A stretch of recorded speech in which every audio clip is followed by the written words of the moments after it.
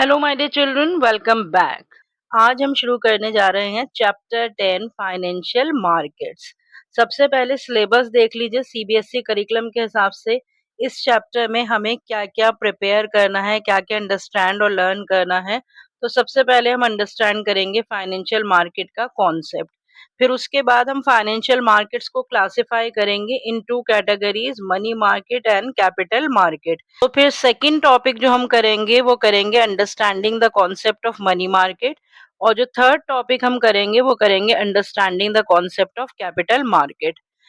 फिर ये तीनों कॉन्सेप्ट्स अंडरस्टैंड करने के बाद हमें डिफरेंशिएट बिटवीन करना है capital market and the money market, that is number 4।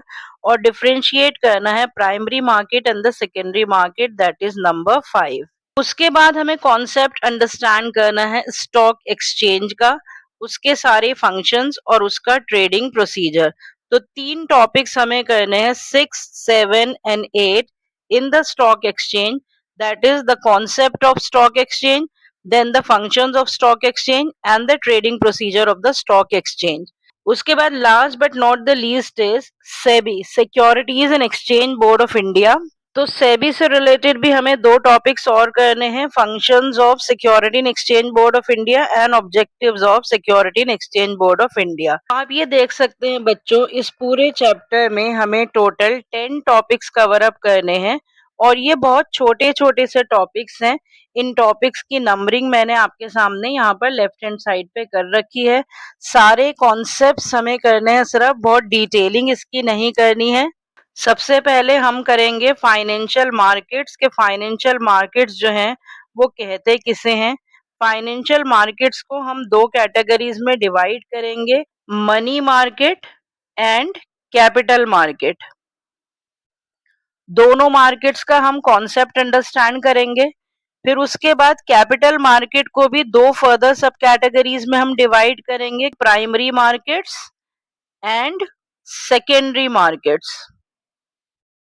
तो फाइनेंशियल मार्केट का कॉन्सेप्ट क्या होता है, मनी मार्केट का कॉन्सेप्ट क्या होता है, कैपिटल मार्केट का कॉन्सेप्ट क्या होता है, प्राइमरी मार्केट क्या होती है, सेकेंडरी मार्केट क्या होती है, पहले हम ये सारे कॉन्सेप्ट्स अंडरस्टैंड करेंगे। उसके बाद हम डिफरेंस करेंगे मनी मार्केट और कैपिटल मार्केट का, और फिर हम डिफरेंस करेंगे प्राइमरी मार्केट और सेकेंडरी मार्केट का, और उसके बाद हम स्टॉक एक्सचेंज और सेबी के बारे में डिटेल स्टडी करेंगे। तो ये टोटल 10 टॉपिक्स, इसके नाम आप अपने पास नोट कर लीजिए। एक एक करके हम सारे टॉपिक्स अंडरस्टैंड एंड लर्न करेंगे with the help of examples, और इस तरह से अंडरस्टैंड करेंगे कि इससे रिलेटेड आपसे कोई भी क्वेश्चंस पूछे जाएंगे तो आप वो परफेक्टली आंसर कर पाएंगे। So let's start studying about the concept of financial markets. सबसे पहले बच्चों अंडरस्टैंड करते हैं what is the meaning of financial market. देखिए, मार्केट का मतलब आप सबको पता है कि मार्केट एक ऐसा प्लेस होता है जहां पर गुड्स को क्या किया जाता है, बेचा जाता है। कोई गुड्स को खरीदता है और कोई गुड्स को बेचता है। लेकिन यहाँ पर वर्ड ऐड हो गया फाइनेंशियल मार्केट।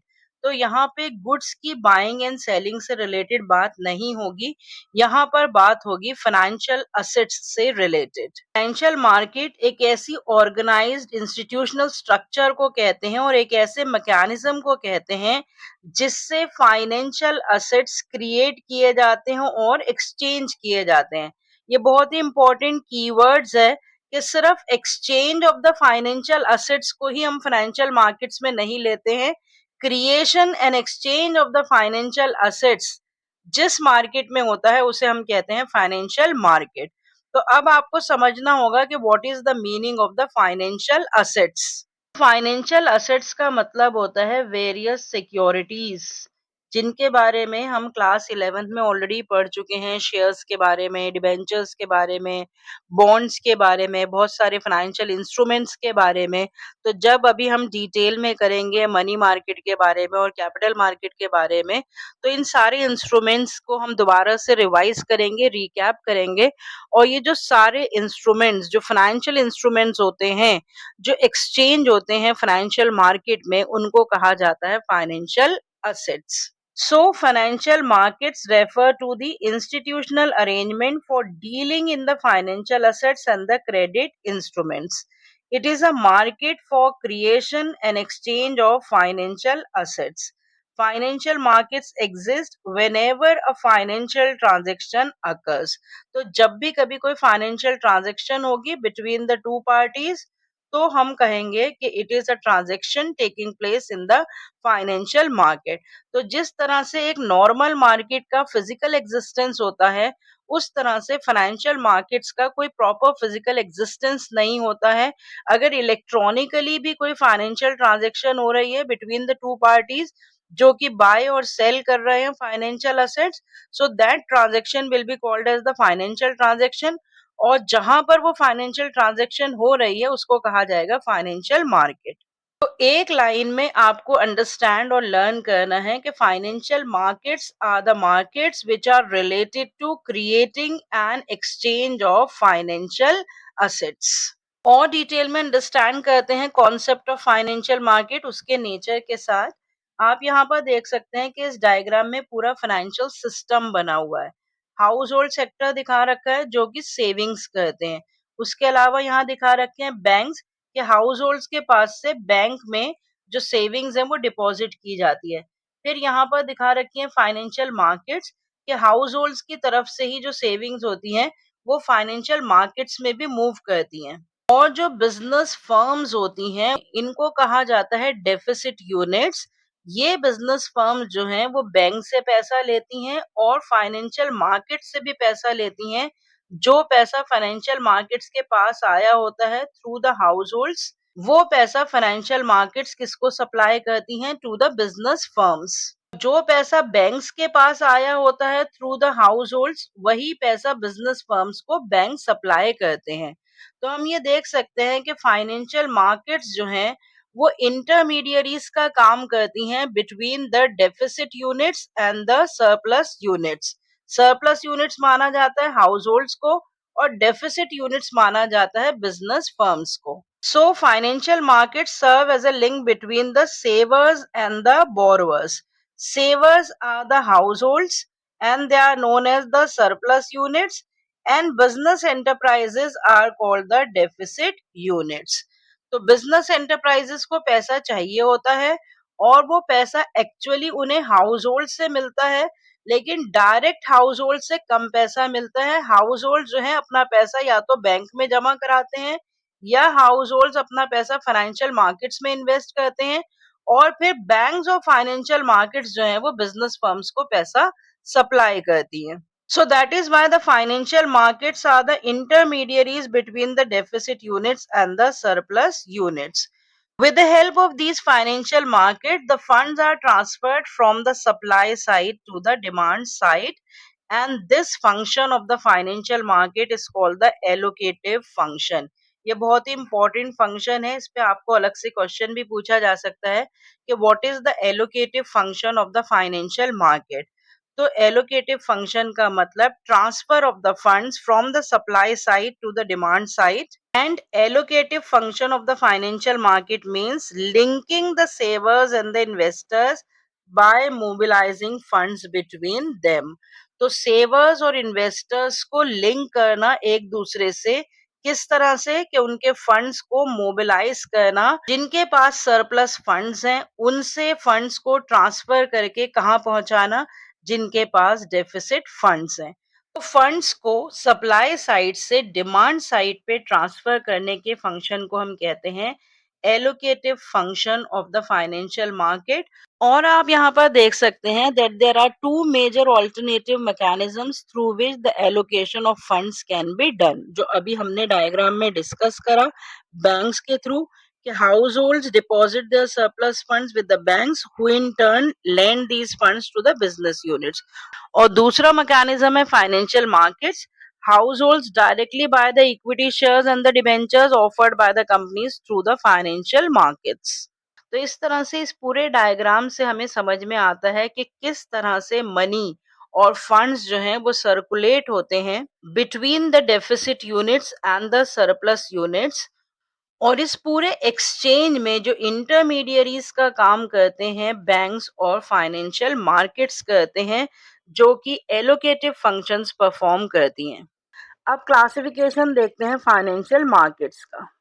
जैसा मैंने आपको इंट्रोडक्शन में बताया था, financial markets are divided into two categories, money market and the capital market. इन दोनों कॉन्सेप्ट्स को अभी डिटेल में हम आगे पढ़ेंगे। पहले क्लासिफिकेशन अंडरस्टैंड कर लेते हैं कि फाइनेंशियल मार्केट्स जो कि शॉर्ट टर्म मार्केट्स होती हैं, उनको हम कहते हैं मनी मार्केट्स, और जो financial markets long term markets होती हैं, उनको हम कहते हैं कैपिटल मार्केट्स। और कैपिटल मार्केट्स भी फर्दर सब डिवाइड की जाती हैं प्राइमरी मार्केट्स में और सेकेंडरी मार्केट्स में। जब first time issue of securities होता है, उसको हम कहते हैं प्राइमरी मार्केट। और जब वो सिक्योरिटीज जो ऑलरेडी इशूड है मार्केट में, वो बाय और सेल की जाती हैं, उनको कहा जाता है सेकेंडरी मार्केट्स। यहाँ पर नाम भी दिए गए हैं मनी मार्केट के इंस्ट्रूमेंट्स में कि मनी मार्केट में कौन कौन सी सिक्योरिटीज डील होती हैं। Treasury bills, commercial paper, call money, certificate of deposit and commercial bills. और कैपिटल मार्केट में जो सिक्योरिटीज डील की जाती हैं, उन्हें कहा जाता है equity shares, preference shares, debentures, loans and deposits. अब हम अंडरस्टैंड करेंगे individually the concept of money market, the concept of capital market, the concept of primary market, the concept of secondary market, और फिर उसके बाद हम डिफरेंस करेंगे money market और कैपिटल मार्केट में, and then primary market and secondary market. सबसे पहले देखिए meaning of the money market. The market that deals in the short term funds और the securities is called the money market. तो जिस market में short term के लिए funds को डील किया जाता है या सिक्योरिटीज के साथ डील किया जाता है, उसे कहा जाता है मनी मार्केट। मनी मार्केट के फीचर्स देखिए। The market where low risk, unsecured and short-term debt instruments that are highly liquid are issued and actively traded every day। तो एक ऐसी मार्केट जहां पर लो रिस्क वाली, अनसिक्योर्ड, शॉर्ट टर्म इंस्ट्रूमेंट्स जो बहुत ही लिक्विड होते हैं, लिक्विड मतलब जो कि आसानी से कैश में कन्वर्ट किए जा सकते हैं, उनको इशू किया जाता है और उनके साथ ट्रेड किया जाता है डे टू डे बेसिस पे। तो इस तरह की मार्केट को कहा जाता है money market. It has no fix geographical location, मतलब ये मार्केट्स का कोई फिजिकल एग्जिस्टेंस नहीं होता है। इस मार्केट में जो ट्रांजैक्शंस की जाती हैं, वो फोन के ऊपर या इंटरनेट फैसिलिटीज के थ्रू की जाती हैं, ऑनलाइन ट्रांजैक्शंस की जाती हैं। इसलिए इस मार्केट को ओवर द फोन मार्केट भी कहा जाता है। और जो इस मार्केट के पार्टिसिपेंट्स हैं, वो कौन कौन है? रिजर्व बैंक ऑफ इंडिया, सारे कमर्शियल बैंक, सारी फाइनेंशियल इंस्टीट्यूशंस, और जितनी भी फाइनेंस कंपनीज हैं, इनके बीच में ये इंस्ट्रूमेंट्स एक्सचेंज होते हैं। तो ये सारे इस मार्केट के पार्टिसिपेंट्स हैं। और इन पार्टिसिपेंट्स के बीच में जो इंस्ट्रूमेंट्स एक्सचेंज किए जाते हैं, उनको हम कहते हैं money market instruments. Capital market किसे कहते हैं? Capital market refers to the facilities and the institutional arrangements through which the long term funds, both the debts and the equities, can be raised and invested. So a market that deals in the long term funds is called the capital market. Capital market के features देखिए। The capital market focuses on meeting the long term financial needs of the business sector. The enterprises utilize this market to procure the finances for the long-term investments, such as buying the plant and machinery, building, increasing the production capacity, etc. तो इस market का इस्तेमाल companies कब करती हैं? जब उनको long term investments के लिए फंड्स चाहिए होते हैं, जब उनको बिजनेस स्टार्ट करने के लिए फंड्स चाहिए होते हैं, जब उनको एक्सपैंड एंड ग्रो करने के लिए फंड्स चाहिए होते हैं। तो जिन मार्केट्स पे कंपनीज डिपेंडेंट होती हैं, वो मार्केट्स कहलाती हैं कैपिटल मार्केट्स।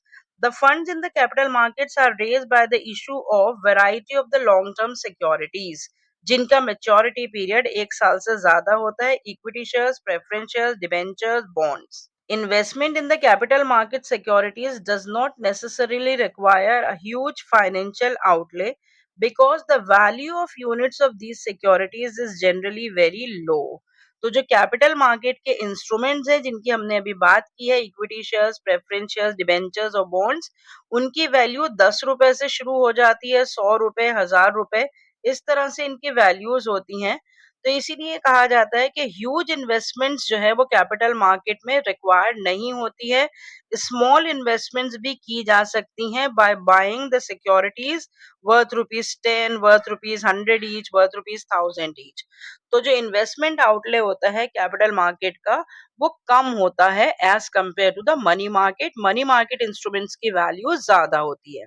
अदर फीचर्स देखिए कैपिटल मार्केट के, the investment in the capital market instrument generally yields a higher return since the securities are held for the longer duration and there is a scope for earning capital gain in the equity shares. तो returns की अगर हम बात करें तो capital market में investment तो कम है लेकिन रिटर्न्स यहाँ पर ज्यादा हैं। रीजन क्या है? क्योंकि ज्यादा लॉन्गर ड्यूरेशन के लिए फंड्स को इन्वेस्ट किया जाता है। बिजनेस की एक्सपेंशन एंड ग्रोथ के लिए इस तरह की कैपिटल मार्केट का इस्तेमाल किया जाता है जिससे पॉसिबिलिटी ऑफ कैपिटल गेन जो है वो बढ़ जाती है। The capital market consist of stock exchanges, development banks, commercial banks and merchant bankers. Participants of capital market हैं ये, जो ऑलरेडी हम डिस्कस कर चुके हैं। And the capital market can be divided into two categories, primary market and the secondary market. So these are the features of capital market. Now let's compare the money market and the capital market. सबसे पहले participants की basis पे compare करते हैं capital market और money market को। The main participants in the capital market are banks, financial institutions, corporate bodies मतलब companies, foreign investors and retail investors from the public. मतलब जो लोग कैपिटल मार्केट्स में फंड्स इन्वेस्ट करते हैं और जिनके थ्रू फाइनेंशियल असेट्स क्रिएट और एक्सचेंज किए जाते हैं, वो कहलाते हैं participants of the capital market. The main participants in the money market are institutional investors like reserve bank of India, commercial banks, financial institutes and the finance company. Although the individual investors are also allowed to trade in the money market, they do not generally trade in the money market. तो money market instruments भी individual investors bye और cell कर सकते हैं, लेकिन generally money market instruments को individual investors prefer नहीं करते हैं। तो जो मनी मार्केट के पार्टिसिपेंट्स होते हैं वो इंस्टीट्यूशनल इन्वेस्टर्स ही होते हैं, जैसे कि RBI, banks, financial institutes and finance company. उसके बाद जो इंस्ट्रूमेंट्स ट्रेड किए जाते हैं कैपिटल मार्केट में, जो इंस्ट्रूमेंट्स ट्रेड किए जाते हैं वो होते हैं equity shares, preference shares, bonds and debentures. ये सारी लॉन्ग टर्म सिक्योरिटीज होती हैं। और जो मनी मार्केट में इंस्ट्रूमेंट्स ट्रेड किए जाते हैं वो सारी शॉर्ट टर्म सिक्योरिटीज होती हैं, जिनके नाम मैंने आपको शुरू में ही बता दिए थे, treasury bill, trade bill, commercial paper, certificate of deposit. ये सारे इंस्ट्रूमेंट्स, इनके सिर्फ आप नाम जान लीजिए। पहले ये सिलेबस में थे, डिटेल में इनके बारे में बताया जाता था, पर सीबीएसई के सिलेबस में अब आपको इनके सिर्फ नाम जानने हैं। सीयूईटी में इसकी एक्सप्लेनेशन भी पूछी जाती है, जो कि हम बाद में करेंगे। फिलहाल आपको याद रखने हैं what are the instruments of capital market and what are the instruments of money market. इनके सिर्फ आपको नाम याद रख। नेक्स्ट डिफरेंस किस बेसिस पे हम करेंगे? इन्वेस्टमेंट आउटले की बेसिस पे, जो अभी हमने डिस्कस करा। The cost of certain securities in the capital market is very low. Investments can be made in the capital market even with the less capital.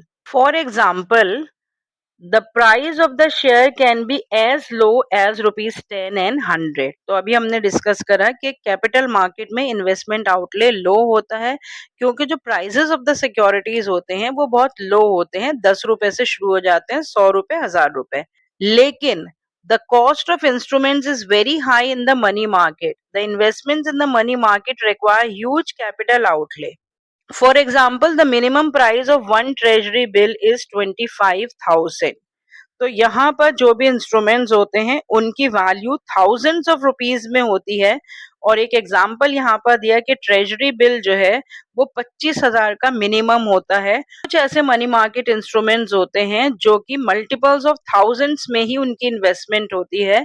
तो मनी मार्केट इंस्ट्रूमेंट्स की value जो है वो हाई होती है और capital market instruments की value जो है वो लो होती है। Next is duration. जो कैपिटल मार्केट है वो मीडियम टर्म और लॉन्ग टर्म सिक्योरिटीज में डील करती हैं और इनका मैच्योरिटी पीरियड 1 साल से ज्यादा होता है। मनी मार्केट के इंस्ट्रूमेंट शॉर्ट टर्म इंस्ट्रूमेंट्स होते हैं, तो money market short term market instruments में डील करती हैं और जिनका टेन्योर 1 दिन से लेके 1 साल तक का होता है।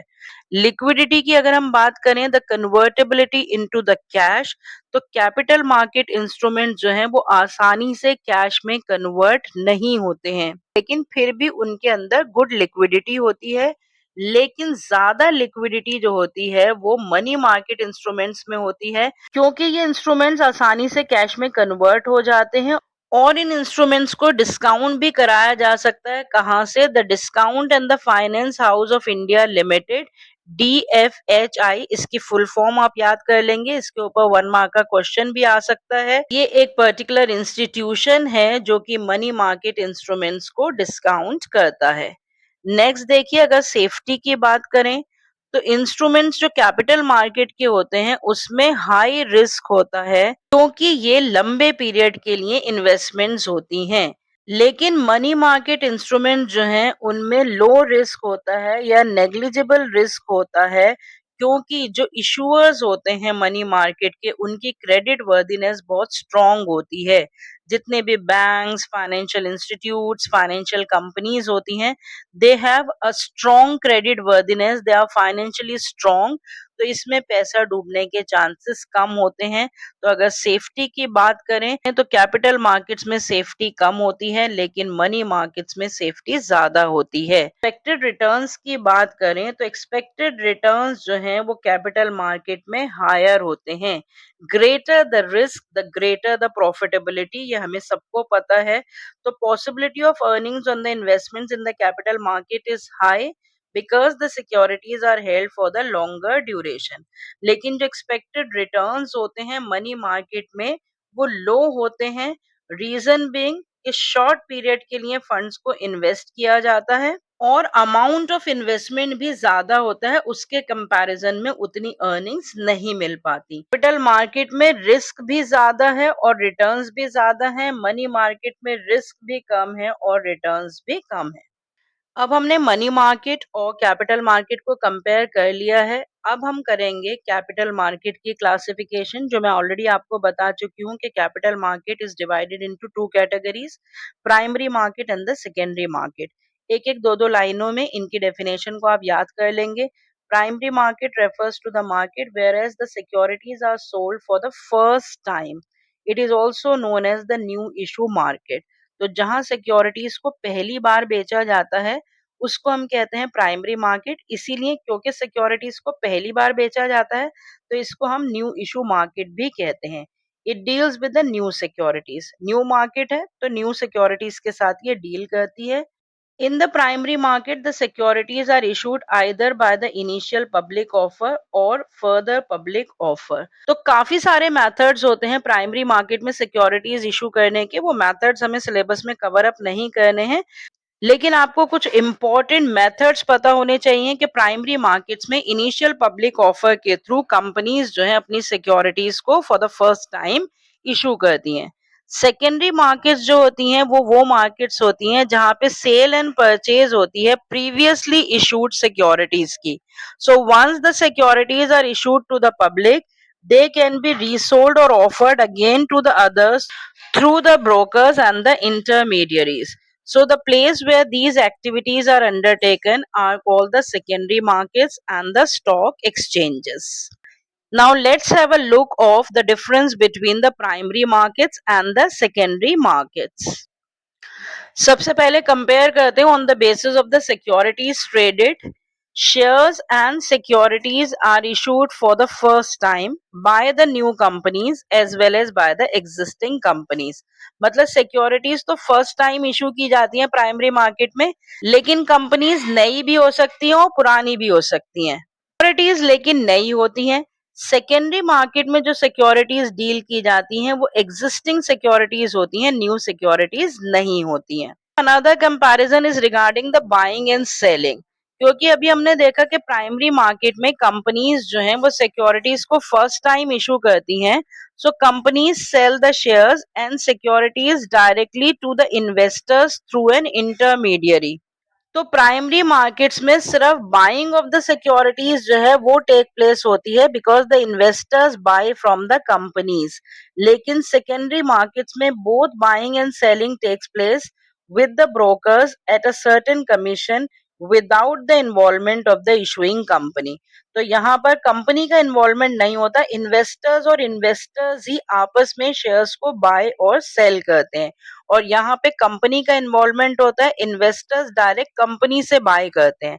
तो बाइंग एंड सेलिंग की बेसिस पे अगर हम कंपेयर करें प्राइमरी और सेकेंडरी मार्केट को, तो प्राइमरी मार्केट में only buying of the securities takes place by the investors from the company, whereas in the secondary markets buying and selling both takes place between the investors and the investors. Capital formation की अगर हम बात करें, primary market में जो flow of funds होता है from the savers to the industries होता है, इसीलिए डायरेक्ट कैपिटल फॉर्मेशन होता है। लेकिन सेकेंडरी मार्केट में जैसा हमने अभी देखा कि डायरेक्ट कैपिटल फॉर्मेशन नहीं होता है, इन्वेस्टर्स और इन्वेस्टर्स के बीच में ही ट्रांजैक्शंस होती हैं, तो इनडायरेक्टली जो है वो कैपिटल फॉर्म होता है by converting the securities into the cash और कैश इनटू द सिक्योरिटीज। तो नेक्स्ट देखिए प्लेस की बात करते हैं।